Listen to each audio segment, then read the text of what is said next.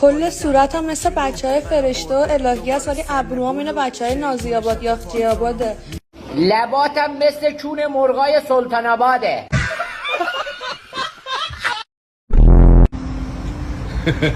داداش اینا چیه؟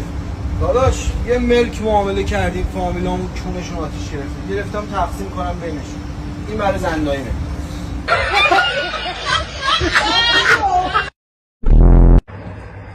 کلاشو ببینم. تو به خواهر من تیکه انداختی؟ نه به خدا من خودم کونیه. نداره، هر کی شغلی داره عزیزم. گریه نکن. خودم گی هستم و با افتخار میگم بیا به که مردم مدرک گیشو گرفته افتخارم میکنه وقت توی گویی هم نشدی.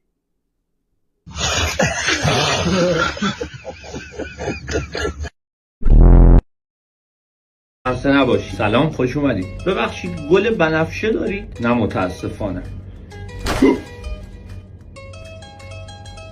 چه گویی داری میخوری؟ خانومم گفت اگه نداشت تخمشو بگیر.